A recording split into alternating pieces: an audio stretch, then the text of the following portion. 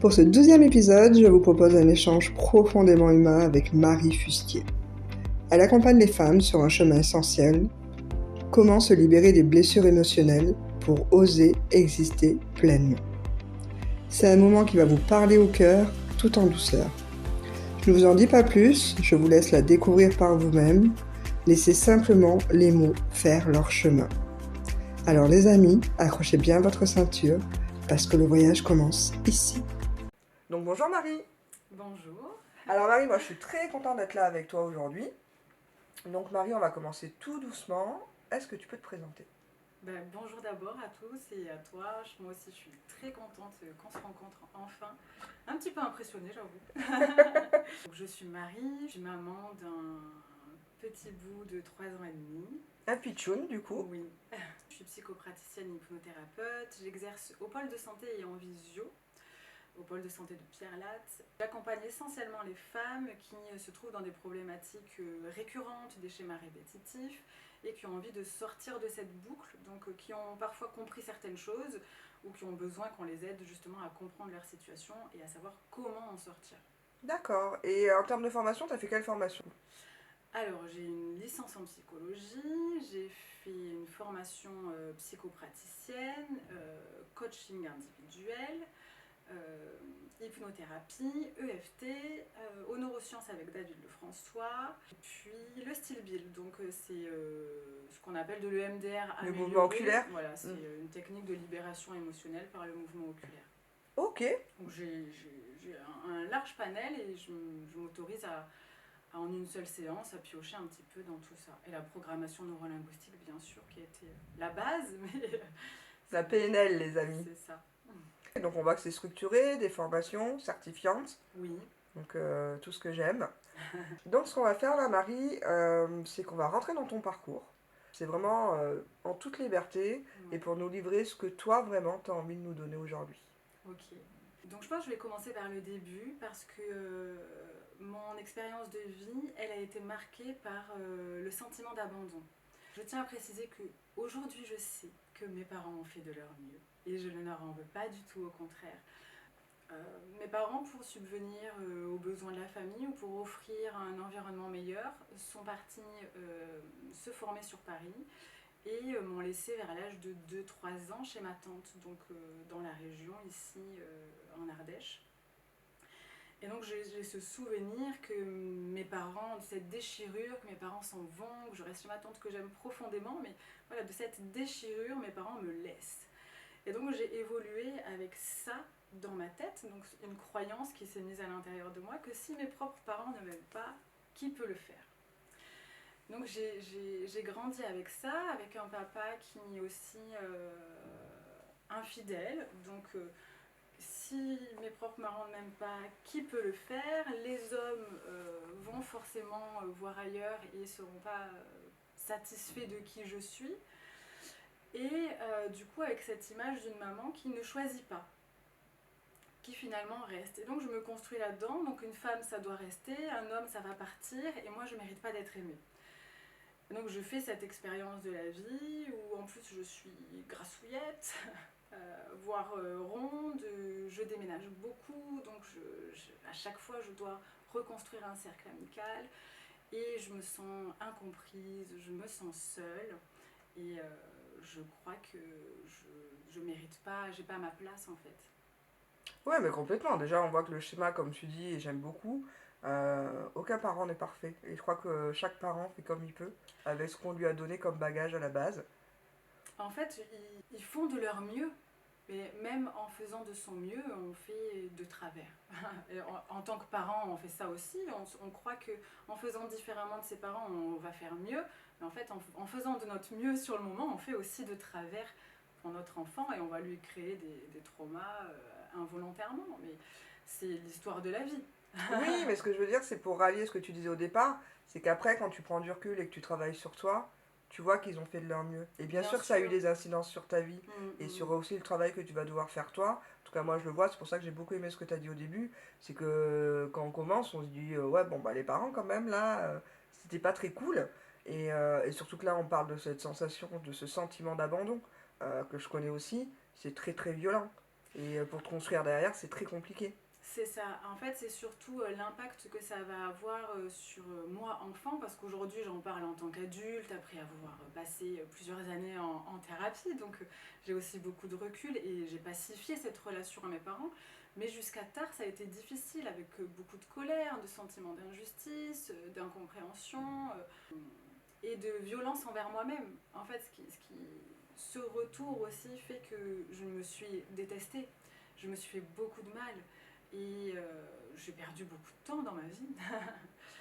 Donc en fait, j'ai créé ces expériences douloureuses pour moi avec cette croyance que de toute façon, je ne serais jamais assez, que je ne méritais pas d'être aimée. Donc forcément, même si j'avais envie de vivre des relations saines, même si j'avais envie de réussir dans ma vie, je me sentais à la fois jamais légitime, je ne méritais pas d'avoir ça, cette relation je ne pouvais pas l'attirer puisque je partais du principe que je ne la méritais pas et que de toute façon ça allait échouer, donc quelque part, même si j'en avais très envie, mes mécanismes de défense faisaient que je gâchais les relations. J'ai rencontré des hommes et j'ai été aimée, je pense, beaucoup, mais je ne m'en suis jamais rendu compte. Oui, mais je comprends complètement. Et du coup, avec le...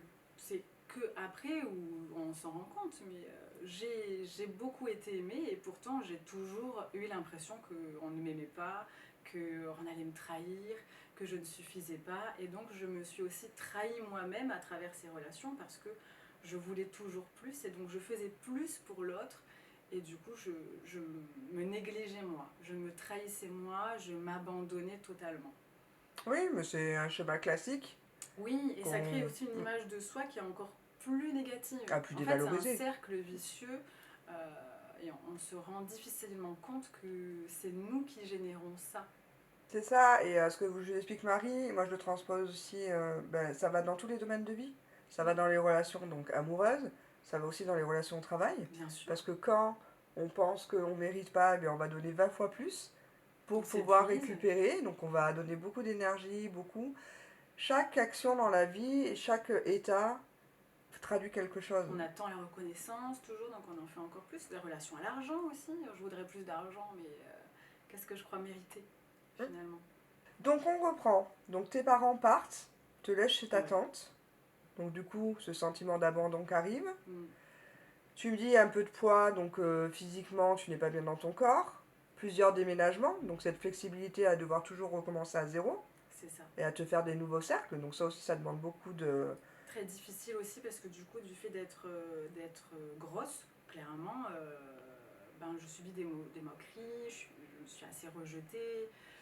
euh, et c'est dur pour moi hein, à l'école. Je me souviens au collège, quand il faut passer au tableau, je me fais pipi dessus, donc j'en rajoute en plus. Et qu'on se moque de moi, et en plus j'ai tellement honte d'aller au tableau que je me fais pipi dessus. Je fais des malaises en classe dès qu'on me pose une question. Enfin, c'est catastrophique. On peut même parler un peu d'harcèlement, de phobie scolaire, là. Je l'ai jamais ressenti comme ça, tu vois, du coup aujourd'hui j'en parlerai pas de cette manière-là, mais en tout cas c'est en me questionnant sur aujourd'hui mon parcours de vie où je me suis rappelé à quel point il y avait des choses qui étaient difficiles quand même à l'école, très difficiles, du fait de mon poids, du fait encore de cette timidité excessive, alors voilà cette peur du regard de l'autre. Ouais, je comprends. Je comprends. Mais effectivement, c'est des mécanismes, et en plus qui surviennent, donc on reprend depuis ton début, on est en pleine construction. Oui, Au collège, au lycée. on a besoin de l'autre. Ben oui, complètement. Pour se forager son identité. Du coup, ce regard sur moi, il est très désagréable. Puis, mes parents sont dans l'hôtel, travaillent dans l'hôtellerie-restauration, donc je les vois pas beaucoup. À l'intérieur de ça, mon père étant chef cuisinier, je trouve que c'est important d'en parler parce que je crois aussi qu'il y a beaucoup de personnes qui peuvent s'y reconnaître. J'ai envie que mon papa y m'aime. Du coup, je vais aimer ce qu'il fait. Et ce qu'il fait, c'est la cuisine. Donc, je vais aimer manger. Et donc, je prends du poids, mais quelque part, c'est pas anodin. Je prends du poids parce que j'ai envie de faire partie de la vie de mon père, j'ai envie qu'il m'aime, et donc j'aime ce qu'il fait, je mange, je grossis. Est-ce que mon père il m'aime pour ça? J'en sais rien, mais en tout cas, il m'apporte de l'attention à ces moments-là. Et du coup, ça fait aussi partie de mon parcours parce que je vais développer des troubles du comportement alimentaire graves quand même, ça va durer très longtemps. Et ça a un grand impact sur mon développement en tant que femme. Forcément, ouais. Parce que je reste bloquée dans cette identité de la petite fille abandonnée, de je dois faire quelque chose pour qu'on m'aime, et du coup, je reste malade. C'est là les amis, parce que là on va vraiment y rentrer en profondeur avec Marie aujourd'hui.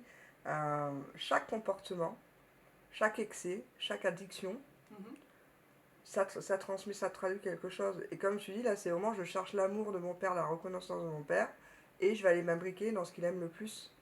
Et comme ça, il y a ce cercle qui se met en place de C'est ça. je mange parce qu'il cuisine, j'aime ce qu'il fait, donc je lui donne de l'amour. Il me rend par l'amour. Alors, c'est une vision Oui, de c'est toi à dans cet ma instant croyance, T-là, bien sûr, dans dans cette ma croyance. perception. Mais effectivement, que ce soit la cigarette, que ce soit l'alcool, que ce soit le sexe, des fois c'est le sexe, Mhm. l'alimentaire et Les compagnie, ça drogues, les traduit. jeux vidéo, Ouais, enfin tout. ça traduit toujours en fait quelque chose. C'est évident.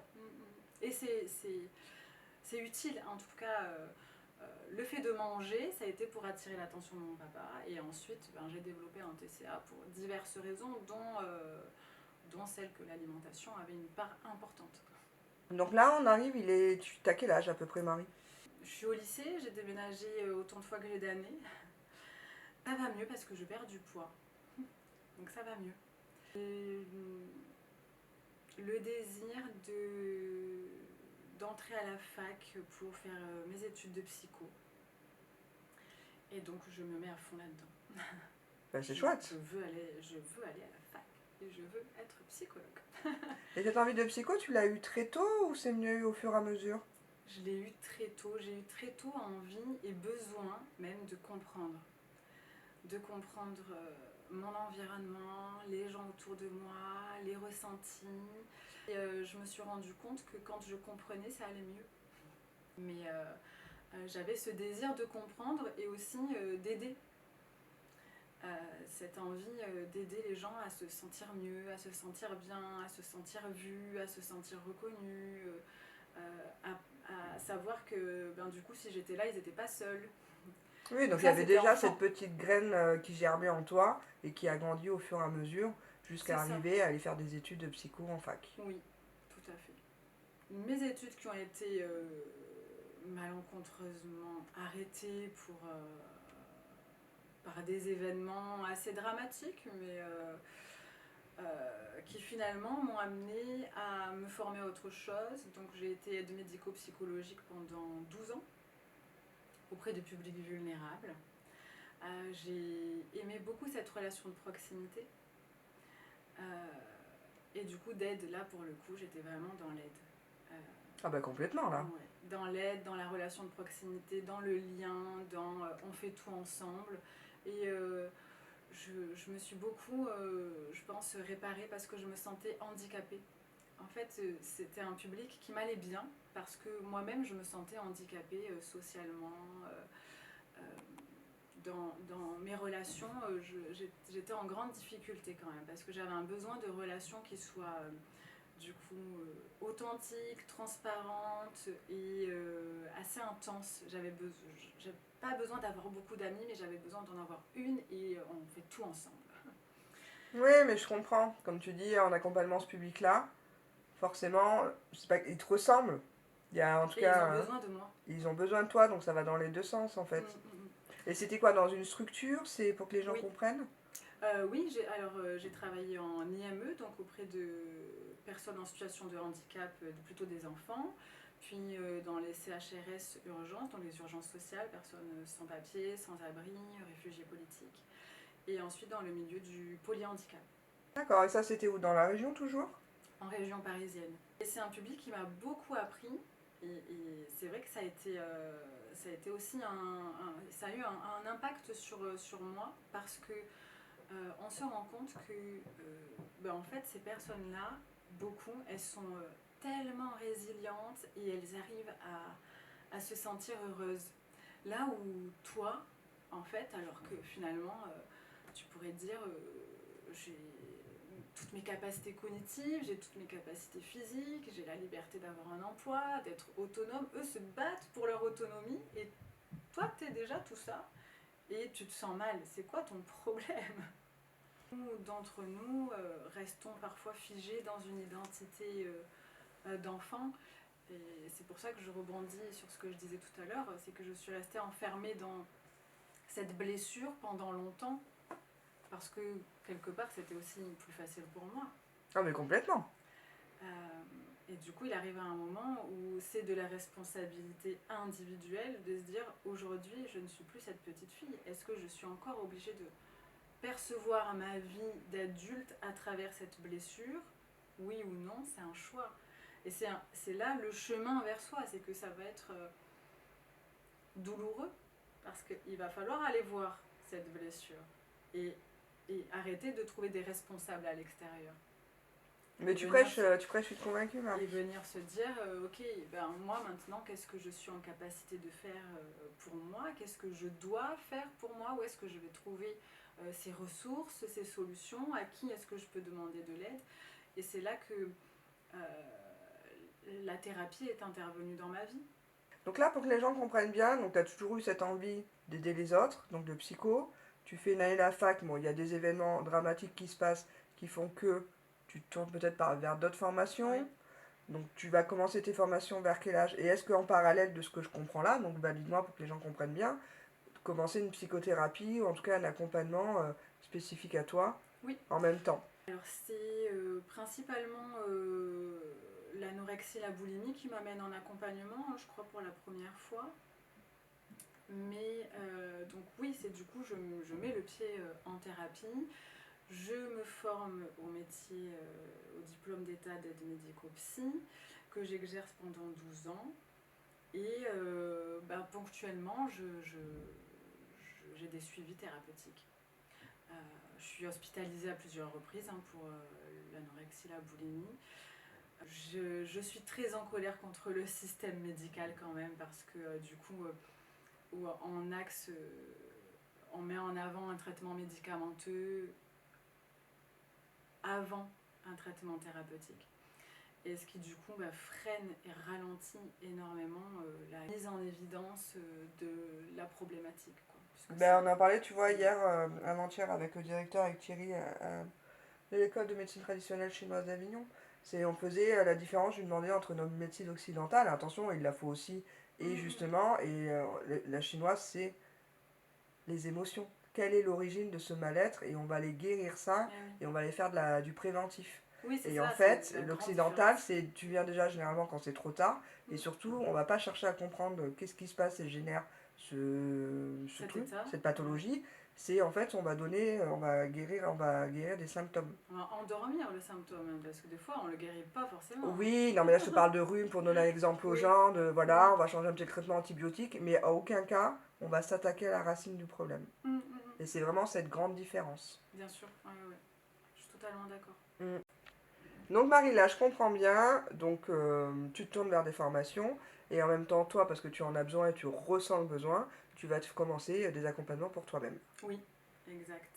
Ok.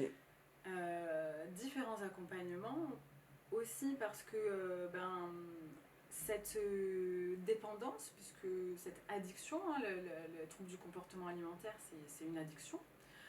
Ça a aussi des répercussions au-delà dans ma vie personnelle, c'est que je suis aussi dépendante affective. Ça me détruit, parce que du coup, il faut dire quand même que l'anorexie, la boulimie, c'est pas rien. Et c'est pas que je mange pas parce que je veux perdre du poids, c'est pas que je mange parce que j'ai une émotion forte, ça a une racine bien plus profonde que ça, et qui est pas toujours évidente à trouver d'ailleurs. Surtout quand on se coupe et qu'on a pris ce pli-là de se couper de soi et de ses émotions pour pouvoir avancer, et que tout à coup on s'est forgé, plutôt petit à petit, mais cette identité de je dois être forte, je dois aller bien, le monde doit croire que je vais bien et que je suis forte pour tout le monde, je tiens bon. Oui, c'est cette armure. C'est ça, alors qu'en fait à l'intérieur c'est morcelé, c'est grand ouvert, une plaie béante, les intestins à l'air, et il n'y a plus rien qui va. Mais à l'extérieur, je fonctionne, je gère, tout va bien. Et évoluer avec ça, c'est difficile parce qu'on arrive en psychothérapie et c'est quoi le problème? Tout va bien, je fais bloc. Le seul problème, c'est que j'ai abandonné quand j'étais gosse et puis c'est tout.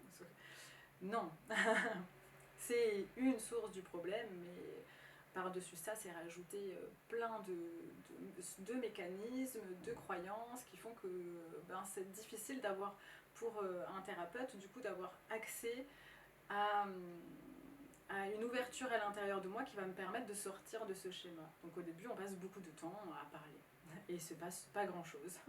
Oui, mais c'est normal et moi j'aimerais préciser autre chose. Il y a différents accompagnements et thérapeutes et c'est très bien, il en faut pour tout le monde.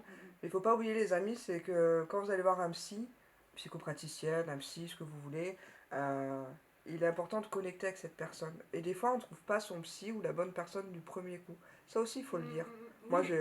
moi j'ai été accompagnée, j'ai rien à cacher et j'ai été voir des personnes qui ne me correspondaient pas et qui n'arrivaient pas du coup à rentrer dans ce que j'étais et vice versa. Et des fois ça arrive, ça aussi il faut le prendre en compte les amis. Vous allez peut-être faire quelqu'un de l'accompagnement, comme je vous dis, psychopraticienne, un psychologue, et ce sera pas. Et c'est pas grave, c'est pas un échec, c'est la prochaine qui sera la bonne. Mais il est Oui. important de se sentir bien avec la personne qui va vous accompagner. Ok, donc tu commences le travail sur toi. Oui, c'était long. Je suis toujours Bah oui. dans différents domaines avec différents degrés d'approfondissement. Donc à ce moment-là, je fais la rencontre aussi du culturisme via une relation qui a eu un grand impact dans ma vie. Justement, le culturisme va me permettre de me challenger beaucoup et de me rendre compte à quel point avoir à la fois plusieurs choses, à la fois avoir un objectif clair, c'est important. Des actions et un objectif confus, même à des résultats confus et aléatoires. Et du coup, c'est difficile d'avoir ce qu'on veut quand on n'agit pas en conséquence. Là, je vais vous donner les préceptes de la PNL, c'est des petits pas, un objectif clair. Mm. Voilà, parce qu'on fait le parabole, enfin voilà, avec ce qu'on a appris. Et c'est de se mettre en action et commencer par un petit pas. Mais en tout cas, une structure claire, un objectif clair et défini, c'est la base déjà d'un travail qui va se faire dans des bonnes conditions. Et aussi, ce que j'expérimente sans avoir encore la connaissance de la PNL, c'est que mes croyances définissent ce que j'obtiens comme un résultat. Mais dans le culturisme, je ne pensais pas pouvoir un jour avoir un physique sculpté, tonique, etc. Et en fait, j'ai réussi. J'y suis arrivée parce qu'à un moment donné, j'ai cru que je pouvais le faire. Et donc j'obtiens le résultat que je veux et je suis toujours pas satisfaite.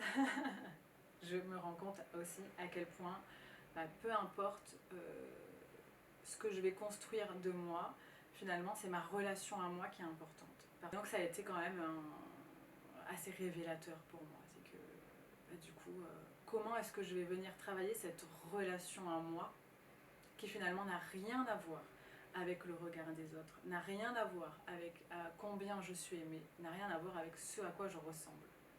Ouais, mais c'est chouette d'entendre ça, Marie, parce que c'est tellement ça. Et je crois qu'on l'a toutes connu à différents niveaux, hein, on est d'accord. Le regard des autres, de vouloir plaire aux autres, de chercher en fait, et l'approbation à travers un tas de personnes, ta famille, le cercle qui t'entoure, les gens, là où tu vis. Et il faut à un moment avoir cette prise de conscience, qui parfois se fait dans la douleur, hein, de comprendre que tu donnes cet exemple. Quoi que tu feras, de toute façon, tu ne seras jamais satisfaite. Parce qu'en fait, tu ne le fais pas pour toi. Et tu seras jamais aimé comme tu l'entends. Ok Marie, donc si je reprends bien, là tu es à Paris. Ouais. Donc il y a cet épisode de culturisme. Oui, je comprends surtout que peu importe ce que je vais faire, je ne m'aime pas. Oui, Et non, mais que c'est ça. donc ce travail d'amour de soi, ce travail de se sentir bien, parce que du coup dans ces suivis thérapeutiques, dans ces suivis aussi psychiatriques, parce que médicamenteux, j'ai des antidépresseurs et je me rends compte qu'en fait ça fait X années que je prends des antidépresseurs et que je suis toujours déprimée, que je me sens pas épanouie, je me sens pas mieux, je ne m'aime pas mieux, Donc je me dis là, à un moment donné, stop, j'arrête tout. J'arrête de fumer, j'arrête les antidépresseurs et je rentre à la maison. Donc je reviens dans la Drôme où ma mère habite. J'y reviens parce que aussi j'arrête mon travail. En fait, je suis en rupture avec mon environnement professionnel, qui entre totalement en contradiction avec mes convictions, ces contraintes institutionnelles, financières, dans un milieu où on est censé travailler avec de l'humain, être dans l'empathie, dans le soin. Je n'y arrive plus. Et, du coup, qu'est-ce que je vais faire? Comment je vais faire pour m'aimer, du coup, si tout ce que j'ai fait jusqu'à présent ne fonctionne pas? Comment je vais me sentir aimée dans mon corps, dans ma vie, les relations? Ok, donc là, tu reviens dans la Drôme, Oui. tu vis chez ta mère, tu te prends un appartement. Je reviens chez ma mère. Voilà, tu reviens chez ta mère, ok. À presque 30 ans, ça a été très difficile. En plus, il faut aussi que je me reconstruise financièrement, etc. Donc voilà, je prends des petits jobs à droite à gauche, je continue à faire des remplacements, puis là, je me dis reconversion professionnelle, qu'est-ce que je vais faire? En parallèle, je découvre la PNL. Et donc là, je commence à vraiment, pour de vrai, pour le coup, en tout cas dans ma sensation, me dire ok, je peux faire quelque chose, je vais faire quelque chose et je suis en train de faire quelque chose en fait. J'affine tous mes sens de moi à travers ce que j'entends. Au départ sur des podcasts, des livres, des vidéos. Donc je me dis mais en fait j'ai vraiment toujours envie d'aider les gens. J'ai vraiment toujours besoin de travailler sur moi. Et donc je fais une reconversion dans les ressources humaines avec le désir et cette arrière-pensée de dire je vais commencer à travailler à l'intérieur des entreprises, dans les bureaux, pour avoir cette connaissance de comment je vais pouvoir gérer ma propre entreprise, si tu veux. Je vais calquer comment ça se passe quand je suis dans la gestion d'entreprise pour pouvoir gérer la mienne, en continuant de me former en parallèle à la programmation neurolinguistique, au coaching, à l'hypnose, etc. C'est comme ça que ça commence. Et c'est comme ça que ce travail, ce grand changement opère chez moi. C'est-à-dire qu'est-ce que je veux, quelles sont mes valeurs, qui je suis, qui je veux devenir, quelles sont mes blessures. Là, j'entame un vrai sujet. Mais complètement, de toute façon, je le dis assez dans mes interviews, que ça soit avec Isabelle Loire, je pense que tu l'as eu aussi. Quand on commence la PNL, on va à la rencontre de soi. C'est ça. Donc on travaille pour pouvoir accompagner les autres, parce que dans le parcours c'est ça, mais en fait la première rencontre que tu fais, c'est la tienne. C'est la tienne. Voilà, et tu parles de valeurs, de plein de choses, et c'est ça, et on est tous unanimes pour le dire. Voilà, quand tu fais ce bloc de PNL, c'est un voyage qui vient vers toi en fait. Ah oui. Et c'est très bouleversant, c'est très impactant, et ça remue beaucoup de choses. Mais c'est ça qui est chouette aussi. Oui, exactement. Et ça m'a vraiment permis d'avancer, de changer quelque part tout à l'intérieur de moi. C'est comme si mes cellules avaient shifté différemment. Mais c'est ça, mais c'est complètement ça. Moi j'ai la même sensation. Et ça s'est bien passé. Donc à un moment donné, je prends la responsabilité d'aller bien.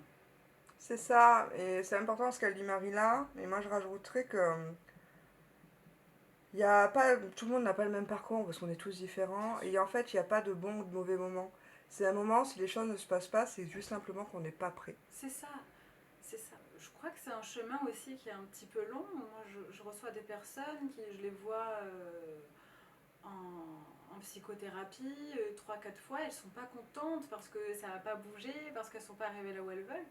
Mais il y a des personnes qui passent, et moi-même j'y ai passé plusieurs fois, plusieurs séances, voire des fois sur 1 ou 2 années.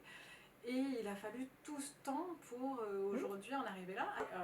Après, on a cette connaissance, cette conscience qui est différente, on a les outils et on aborde la vie complètement différemment parce que ce qui est très différent aujourd'hui, c'est que j'ai confiance en ma capacité à traverser les épreuves. Je ne sais pas comment je vais la traverser, mais je sais que je vais y arriver. Ça c'est, moi je l'ai depuis 10 ans ça, et c'est quelque chose de fabuleux. C'est que tu sais, mais quand je dis je sais les amis, c'est que tu le sens à l'intérieur de Ah toi. oui. Hein. Moi je parle de cœur, de tripes, ça vibre à l'intérieur de toi. Ben en fait vous savez que vous êtes invincible. C'est que quoi invincible, attention, hein, c'est que quoi qu'il vous arrive dans la vie comme grand malheur ou quand quelque chose à dépasser, vous y arriverez. Mhm. Comment, vous savez pas. Bon, votre propre capacité quand même quand on commence à travailler sur soi. Mais vous savez que quoi qu'il arrive, vous allez le dépasser. Et ça vraiment quand on arrive à ce niveau-là, c'est d'avoir vraiment confiance en soi. Et je trouve que ça, c'est hyper important. Je suis d'accord. Et après, je reviens par rapport à ce que tu disais, des personnes qui n'ont pas l'impression. C'est ça aussi, il faut le dire clairement, j'appelle ça le temps d'infusion. Oui, bien sûr. Voilà. On a Euh, l'impression qu'il n'y a pas d'avancée, mais en fait, c'est entendre les choses, les laisser infuser, et à un moment, ça va ressortir. C'est obligatoire. je fais quelque chose et maintenant je deviens non-fumeuse. C'est bizarre. J'ai pas toujours envie d'y aller. Ou sinon, j'ai toujours envie d'y aller, mais j'ai peur.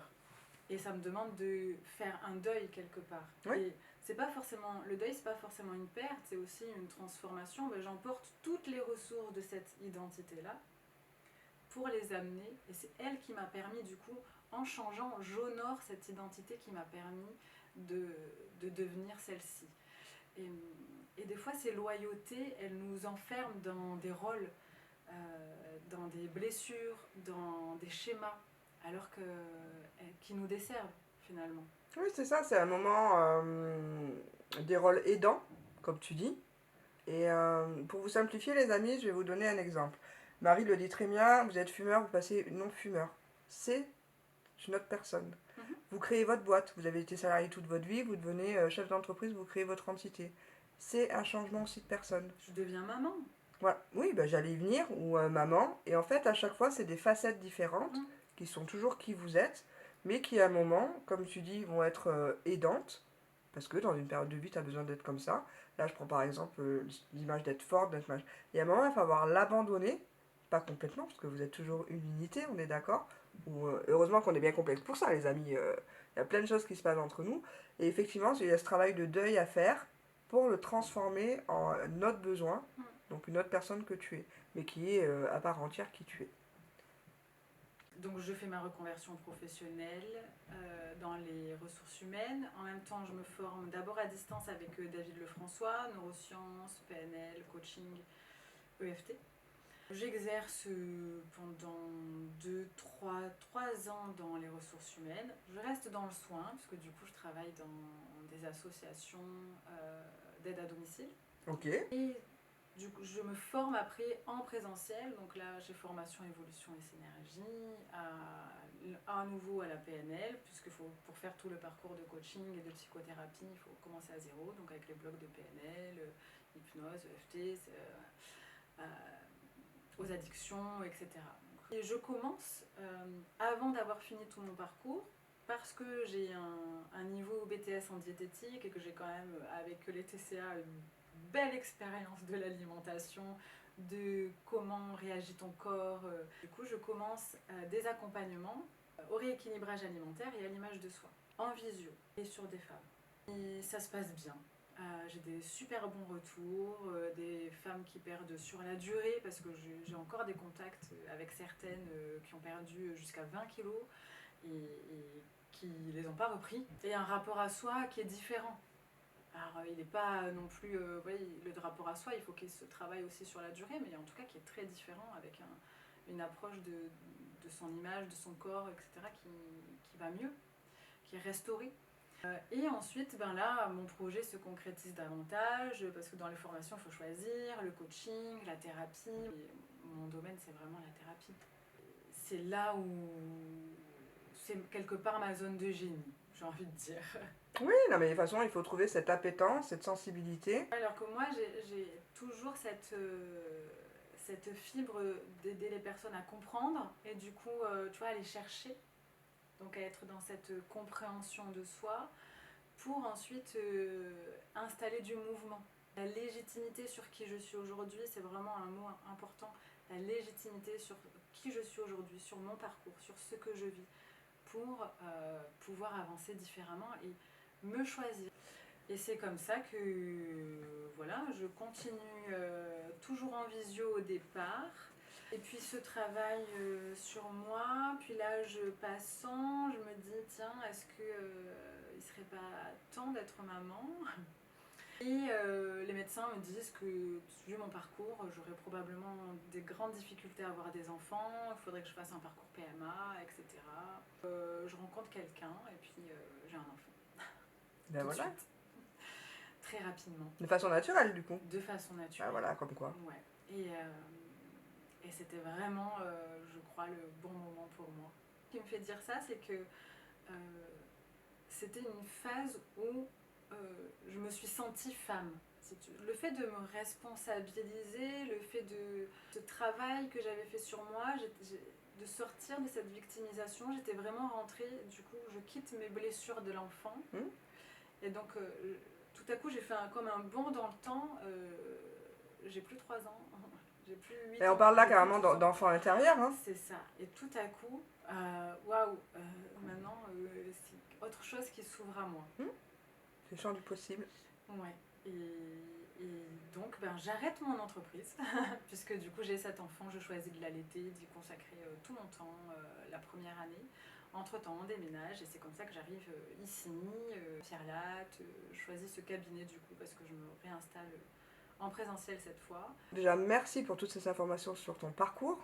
On voit que ça a été beaucoup de choses, ça a été douloureux, on va pas se mentir non plus. Clairement. Et c'est ça qui est émouvant et qui est beau, les amis, c'est que quelle que soit votre histoire, moi je dis qu'on peut toujours transformer les choses et se dire que c'est pas ce qui détermine qui vous allez être. Et qui on est même, au moment même. C'est ça, oui, non, mais, tout à fait. Mais une enfance catastrophique, que ça soit, on va vraiment donner tous les exemples, de la violence, peut-être des abus sexuels, un tas de choses et compagnie, ne conditionne absolument pas qui vous êtes et qui vous allez devenir. Et un mot important où je rejoins beaucoup Marie, et là je suis très claire là-dessus, on décide de ce qu'on veut faire de notre vie à un moment. Et comme tu as dit, moi j'aime beaucoup, c'est se responsabiliser. Et ça, je trouve que c'est tellement... voilà, parce que je pense qu'il y a des gens qui regardent ces vidéos qui peut-être sont pas bien à un moment de leur vie ou rencontrent peut-être des problématiques. Et vous dire qu'en fait, il y a toujours de l'espoir au bout. Oui, tout à fait. Donc on est en 2025, donc tu es maman, un Oui. petit pitchou, donc à Pierre-Latte, on est au pôle médical, t'as ton cabinet. Oui. Et là, si tu le veux bien, on va rentrer vraiment spécifiquement maintenant dans les accompagnements que tu proposes aujourd'hui. Ok. Alors déjà, à qui tu t'adresses? Alors principalement aux femmes, encore une fois, je dirais même dans une tranche d'âge allant de 35 à 55. Donc Ok. c'est quand même une bonne tranche, tu vois. C'est assez large comme plage d'âge. Bah, 2 décennies. Oui. 35 parce que je pense que c'est un passage où on a suffisamment fait l'expérience de sa souffrance et de son schéma, de sa blessure, et où on se dit, où on est à peu près prête à changer quelque part, parce que la première séance elle dure 1h30. On explore un maximum de choses, la situation dans son ensemble, pour que moi du coup je puisse faire des liens, avoir une compréhension un peu plus large, et ensuite on vient préciser. À l'intérieur d'un accompagnement, je vais aller explorer le transgénérationnel, la relation aux parents, les blessures, la relation au corps, la relation à l'alimentation aussi. Comment est-ce que la personne, est-ce qu'elle bouge, est-ce qu'elle a du temps, comment est-ce qu'elle respire, quels sont ses antécédents, quelle est d'après elle son histoire, comment est-ce qu'elle se définit. Donc ça c'est vraiment des choses que je vais aller explorer du coup de différents domaines. Je ne vais pas écouter juste au niveau psychologique, il va y avoir même des fois psychanalytique, tu vois, je vais aller entrer dans des schémas un peu psychanalytiques. J'essaye d'avoir une perception vraiment holistique. Alors c'est vrai que c'est un mot tendance aujourd'hui, mais de la personne dans sa globalité. Son énergie, comment elle est, quelles sont aussi son ouverture aux énergies en termes général. J'ai aussi des supports d'huile essentielle, j'ai quelques oracles, tu vois, je travaille vraiment sur des messages un peu plus globaux et à la fois spécifiques. Donc j'ai entendu, Marie, que tu faisais des huiles. Oui, j'utilise les huiles essentielles comme support. Donc je fais des synergies en fonction de la problématique de la personne, où je demande conseil à un aromathérapeute, D'accord. là où je vais chercher les huiles essentielles. Et je fais des synergies que la personne elle peut aussi emporter chez elle. Donc si par exemple on peut faire aussi des ancrages, ça peut être utile avec certaines odeurs ou pour se détendre. En tout cas c'est quelque chose que la personne elle va pouvoir emporter avec elle et utiliser. Oui, mais complètement. Et là, on parle de l'olfactique. Voilà, je vais y arriver. Olfactique, je vais y arriver, les enfants. Mais c'est ça, effectivement, moi, je vois vraiment l'image du petit doudou. C'est à Oui. ce moment-là, j'ai besoin. Hop, je sniffe. Alors, c'est pas de la coque, les amis, hein. C'est de l'huile Mhm. essentielle, ce qui correspond justement à la personne. Oui. Et c'est ce moment à soi où on peut le prendre quand on en a besoin, ou juste pour une reconnexion directe avec soi-même. Ça peut créer un petit rituel, un petit moment, une petite attention envers soi. En tout cas, ça oblige aussi à être attentive parce que du coup, quand la personne elle revient, bon, vous avez utilisé, oui, non, ça me permet à moi de voir est-ce qu'elle se saisit de certains outils parce que dans tous ces outils, ben, des fois, entre les séances, je vais donner un petit exercice ou on va faire une ronde de FT que, ben, évidemment, ça serait bien de pratiquer à la maison. Ou un petit audio à emporter pour écouter le soir ou à n'importe quel moment. Et du coup, de quelle manière est-ce que la personne elle se saisit, elle se met en action à la maison, dans son quotidien, et à être attentive de ben, j'ai fait ça, qu'est-ce qui s'est passé. Et encore une fois, je me rends compte qu'il y a des personnes qui ne vont pas du tout se saisir, et du coup, ça me permet aussi à moi de mesurer où est-ce qu'on en est dans l'accompagnement. Mais complètement, de Est-ce que recalibrer. je suis dans la responsabilisation ou pas encore? Ça permet à la personne d'être attentive à elle-même et donc de renouer un petit peu avec son corps, avec les messages qu'elle peut recevoir et de me faire des retours, qu'est-ce qu'elle ressent, où est-ce qu'on en est, de quoi est-ce qu'elle a besoin et du coup de réévaluer à chaque fois. Ah ouais, mais c'est chouette. Ok, je voulais revenir sur le transgénérationnel. Quand tu parles de ça, alors moi je pense constellation familiale. Mhm. Est-ce que tu fais ça en... Alors, je le fais plutôt en hypnose parce que D'accord, je ne suis pas formée à la constellation familiale en d'accord. groupe, j'en ai une approche. Mais non, non, c'est uniquement en hypnose. Et après, dans les questionnaires, pour mettre en évidence, pour créer un peu des prises de conscience. Euh, et puis aussi dans un axe psychanalytique. Ok, qu'est-ce qui s'est passé ici? Qu'est-ce qui s'est passé là? Comment est-ce qu'on t'en a parlé? Qu'est-ce que toi t'en as retenu? C'est quoi être une femme dans ta famille? D'après l'expérience de ta grand-mère, de ton Oui, arrière-grand-mère, de ta complètement, oui, de la mère, lignée, ouais. ça veut dire quoi être une femme? C'est quoi chez toi? Tu peux mettre en parallèle, t'es qui toi aujourd'hui en tant que femme? Est-ce que du coup, est-ce que t'es loyale à ta lignée? Est-ce que t'as envie d'être autre chose? Est-ce que c'est ok pour toi? Ou pas du tout ok pour toi? Oui, non, mais je vois très bien, mais du coup c'est bien de spécifier que là, toi, c'est par de l'hypnose. Tu sais, comme Oui. on voit beaucoup de constellations familiales en Mm. groupe et compagnie, moi je trouve que c'est bien de savoir par quel biais on passe. L'alimentation, je crois qu'on en a parlé. Oui. Voilà, on a vraiment eu ton parcours. La respiration, moi j'y crois beaucoup. Voilà, la cohérence cardiaque, Mm. voilà, c'est des choses qui fonctionnent très bien. Et la conscience du corps. Oui. La conscience de soi, qui passe par la connaissance de soi. C'est comment je sais que j'ai des pieds, mais ok, tu vois là, la conscience tout de suite de mon corps, de mes pieds posés sur le sol, ça me donne un aperçu de comment est-ce que je me sens dans mon corps. Est-ce que j'en reviens vraiment à ça? Ok, je m'habite, j'existe, je sécurise mon système nerveux, et maintenant je peux être attentive à moi. C'est vraiment une reconnexion qui est importante parce qu'on l'oublie dans notre société avec notre rythme effréné. Moi, je donne toujours l'image du hamster qui tourne dans une roue à fond la caisse. Il tourne, on ne sait pas pourquoi, hein, mais il tourne. C'est ça. Voilà. Mais c'est quelque chose qui fait énormément de bien.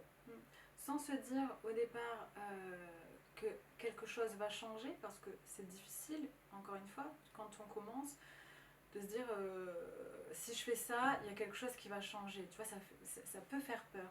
Mais à partir du moment où j'en ai conscience, je vais pouvoir faire quelque chose, ne serait-ce que 1% de plus. Et 1%, ça veut pas dire que je vais changer. Ça veut dire que ça va être 1% plus agréable pour moi.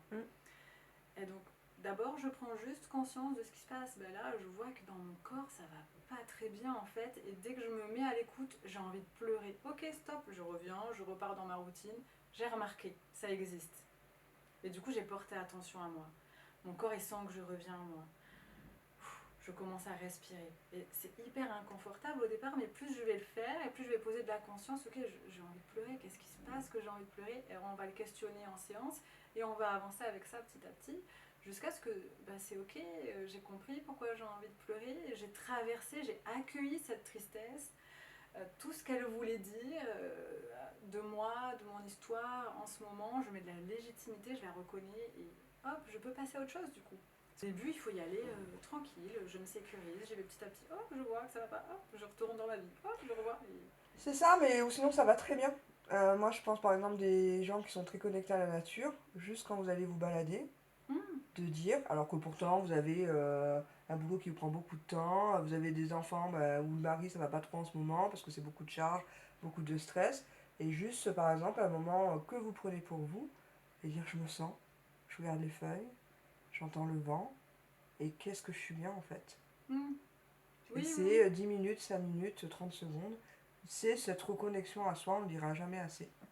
Ah Qui, oui, oui. on a vu que tu avais une formation très carrée, certifiante, ça j'aime beaucoup. Voilà, parce que dans toutes mes interviews, je le dis, voilà, on a la vie des gens entre les mains et on fait pas n'importe quoi. Donc ça, c'est le truc, vous savez, les amis, vous allez me dire, elle est chiante celle-là. Mais vraiment, quand on se fait accompagner, de faire très attention, d'aller vérifier les formations. Et on voit tellement une explosion de tout et de n'importe quoi que vraiment il faut être très vigilant à ça et ça je le dirai jamais assez. Donc maintenant bah, justement on parle d'éthique. Oui. Est-ce qu'il y a des choses que tu ne veux pas faire, ce que tu veux faire, nous en dire un peu plus sur ta pratique. Au niveau de l'éthique en tout cas. Il y a des choses que je ne fais pas, c'est déjà promettre une guérison. Ah bah oui. On n'est pas malade, donc on va pas guérir, mais on va transformer ses blessures, on va choisir une identité, on va avancer vers quelque chose. En tout cas, c'est pas forcément. Moi je préfère évolution. Hein. Oui, aussi. Euh, euh, donc, promettre une guérison, non. Promettre une transformation, un changement, une évolution, oui. Parce qu'en hypnose, l'anneau gastrique virtuel, on me l'a demandé à plusieurs reprises. J'y arrive pas. je ne peux pas. Je pense que pour moi, toute problématique en lien avec le poids nécessite d'être accompagnée autour du poids, autour de la relation à soi. Et donc, non, je ne fais pas ça. Ok, donc ça tu refuses de le faire. Oui. Mais c'est ok. Et voilà. Ok, bah parfait, merci pour tout ça. On va passer là dans la transmission. Qu'est-ce que tu as envie de transmettre aux gens qui vont regarder cette vidéo? Ce que j'ai envie de transmettre, c'est vraiment d'entrer dans sa vérité. C'est vaste, c'est profond, on ne sait pas tout à fait ce que ça veut dire entrer dans sa vérité, mais c'est donner du sens à ce que je ressens et à ce que je vis, et plus je vais chercher à donner du sens et à ce que je ressens et à ce que je vis, plus je vais me comprendre, et du coup me donner de la légitimité, avoir conscience de moi et pouvoir évoluer et grandir, et donc me sentir forcément mieux, me sentir plus apaisée. J'aimerais aussi dire à quel point c'est important de pacifier la relation à ses parents, peu importe l'enfance qu'on a eue. Pacifier, ça ne veut pas dire j'accepte, je pardonne, Ah non, etc. complètement, oui. Mais ça veut dire c'est apaisé à l'intérieur de moi. Et surtout quand on fait ce travail, on en revient souvent aux parents. Ah mais complètement. Et de venir pacifier cette relation à la famille, ça permet de se sentir plus apaisé et de prendre davantage sa place. Donc prendre sa place, se choisir et vivre sa vérité à fond. Pour moi, tout passe par la connaissance de soi. Combien je me connais, comment je me connais, est-ce que dans le comment je me connais, c'est plutôt obtus, je suis telle ou telle chose, ou est-ce que c'est vaste et que du coup, plus j'élargis ma perception de moi, plus j'ai de chances de me sentir libre d'être moi aussi, et je m'offre cette possibilité de m'aimer. quelque part. Alors quand je dis la connaissance de moi, c'est aussi l'estime de moi et ça a été un des piliers c'est le pilier dans tous mes accompagnements. Alors que l'estime de soi, c'est censé être, ça fluctue aussi, mais c'est censé être à peu près linéaire. Et il y a d'abord l'estime de soi et c'est cette estime de soi qui donne la confiance en soi. Si je pense que je suis une grosse merde, je vais avoir des difficultés à avoir confiance en moi, puisque à la base, j'ai une estime de moi faible et fragile. Et du coup, à travers cette estime de soi, on vient travailler les blessures, les racines et cette connaissance, cette perception de soi qui est plus grande. Alors Marie, on a vu ton parcours, Oui. un super parcours, et on voit qui t'es devenue aujourd'hui. Est-ce que tu as des lectures à nous conseiller? Oui, alors Anthony Robbins, Pouvoir illimité, c'est un des premiers livres quand j'ai commencé du coup cette phase de responsabilisation. Donc à être attentive à comment je parle, ce que je pense, les croyances, etc. C'est un livre qui a vraiment changé beaucoup de choses à l'intérieur de moi, ma perception des choses. Ok, La super. biologie des croyances de Bruce Lipton. Ah, je connais pas ça. Donc là, on est plus sur comment ce que je crois vient modifier qui je suis, mes cellules, et dans la physique quantique, du coup, plus vaste, quel impact ça a, mes croyances, quel impact ça a. Ok. Véritablement. Ensuite, Femme qui court avec les loups, donc là, c'est plutôt une lecture récente, psychanalytique, je dirais, et qui renvoie à la position des femmes. Au choix qu'on peut faire, à une fois que j'ai ouvert cette porte à l'intérieur de moi, finalement j'ai le choix de pas y aller, mais j'en ai quand même conscience. Et du coup, comment est-ce que ça impacte ma vie d'avoir cette conscience de moi? D'accord. En tout cas, merci beaucoup. Avec plaisir. Quel conseil tu pourrais donner là aux gens qui te regardent aujourd'hui? Je crois que des conseils du coup de base, respirer. Prendre le temps de respirer. Quand on est au travail, on est dans la voiture, on est à la maison, en fait, on respire pas vraiment. D'ailleurs, souvent, on a cette respiration inversée. C'est-à-dire que normalement, quand j'inspire, c'est mon ventre qui se gonfle. Si je pose la main sur mon corps, quand j'inspire, c'est mon ventre qui se gonfle. Et quand j'expire, c'est mon ventre qui comme si mon nombril était aspiré vers l'intérieur. Donc, prendre le temps, une fois dans la journée déjà au départ, d'un seul coup, je m'autorise à respirer. Je prends une profonde inspiration, je fais une profonde expiration et voir comment ce mouvement naturel dans mon corps vient installer une autre sensation d'être. Et souvent, déjà, je m'apaise, c'est comme souffler. Pas hésiter à souffler dans sa journée si on a besoin. Donc, respirer. Autre principe de base, bouger. On a des vies aussi de plus en plus sédentaires pour beaucoup. Donc pas hésiter à s'étirer, à faire même des mouvements doux dans son corps, à aller marcher 5 minutes. Et vraiment, 5 minutes, c'est bien. C'est déjà bien. Se dire que je prends le temps, je m'autorise à prendre le temps aujourd'hui de 5 minutes toute seule, dehors. Déjà, c'est beau. Si je le fais 5 minutes toute seule dehors sans scroller sur mon téléphone, bien sûr, mais toute seule. Et du coup, voilà, je vais capter forcément des choses. Respirer, bouger. Et je dis, croire en soi, oui, croire en soi, c'est facile, en tout cas, se donner l'autorisation.